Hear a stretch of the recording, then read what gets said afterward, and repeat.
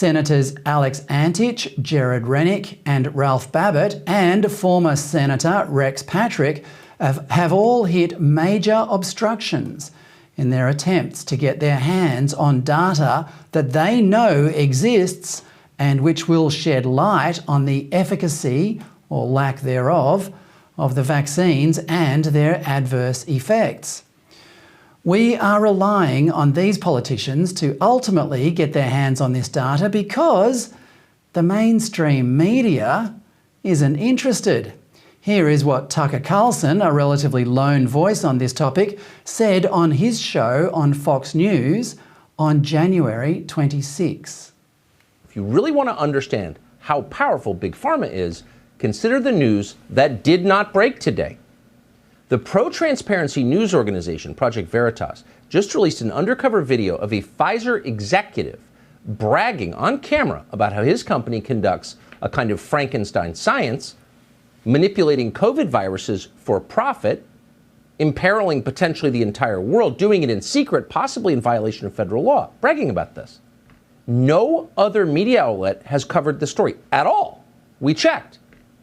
MSNBC and CNN, which perhaps not coincidentally take huge amounts of advertising dollars from Pfizer, those two channels have devoted a total of 0 seconds to the story. Well, just go online and find out about it. Well, Google, the biggest search engine in the world, which has a monopoly on search in this country, appears to have gone out of its way to make it much more difficult for users to learn anything about the Pfizer executive pictured in the footage.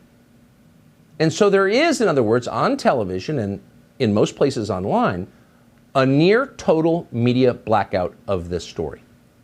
How powerful is Big Pharma? That powerful. Actually, it's even more powerful than that as it happens.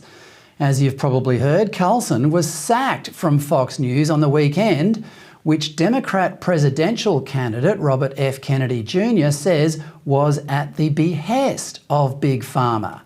He tweeted on the weekend, quote, "Tucker told the truth about how greedy pharma advertisers controlled TV news content, and he lambasted obsequious newscasters for promoting jabs they knew to be lethal and worthless. Fox just demonstrated the terrifying power of Big Pharma." So the bureaucracy is obfuscating and the mainstream media is showing scant interest, if any at all. How else do we find out about the decisions politicians and Big Pharma made for us during COVID? Well, one way is to pursue them through the courts.